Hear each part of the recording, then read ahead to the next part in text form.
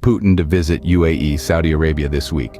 Before we dive in details, please subscribe to the channel and stay always one step ahead to know all global important events happening around you. Give a thumbs up and share the video with your family and friends. Let's move on with the video.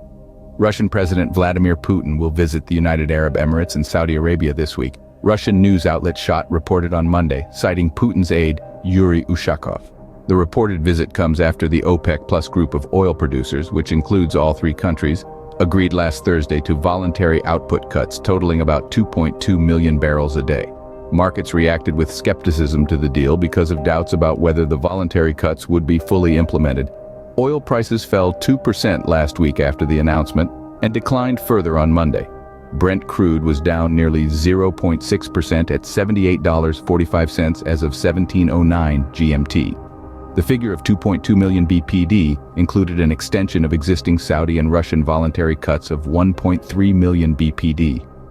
SHOT quoted Ushakov as saying Putin would go first to UAE and then to Saudi Arabia, where negotiations would take place mainly with Crown Prince Mohammed bin Salman. "I hope that these will be very useful negotiations, which we consider extremely important," Ushakov said.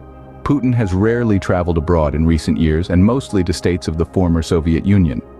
His last trip beyond those countries was to China in October.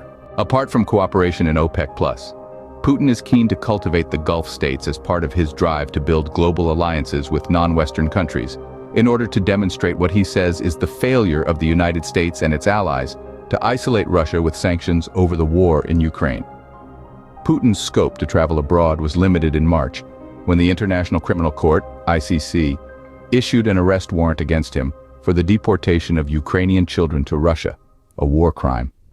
Russia denied the charge and called the move outrageous, but said it was legally void in any case because Russia is not a member of the ICC. Neither Saudi Arabia nor the UAE is a member of the court either, so Putin can travel to both countries without fear of being arrested under the ICC warrant. Or could it be about alliances? Putin's visit could be a move to solidify existing strategic partnerships, or perhaps to forge new ones. In the complex world of geopolitics, the possibilities are endless. However, we must remember that every move in this game carries a risk. The balance of power is delicate and any misstep could have unforeseen consequences. Could this visit be a masterstroke in Putin's strategic plan or a gamble that could backfire?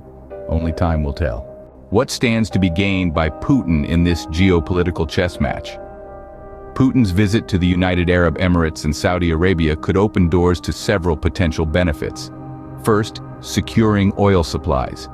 With Western nations seeking to reduce their dependence on Russian hydrocarbons, Putin could be looking to form new alliances to ensure the continued flow of Russian oil.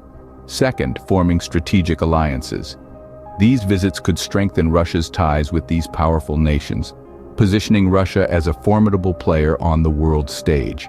This could potentially give Putin leverage over Western allies, adding a new layer of complexity to global politics. But let's not forget, every move in this chess game carries potential risks. Aligning too closely with these nations could upset other alliances and provoke further sanctions.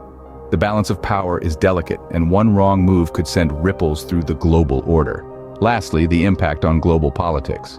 A successful visit could solidify Russia's position in the Middle East, altering the geopolitical landscape. On the other hand, a failed visit or misstep could lead to increased isolation for Russia. As we anticipate Putin's visit, one thing is clear. The stakes are high and the world watches on, waiting for the next move in this global game of strategy.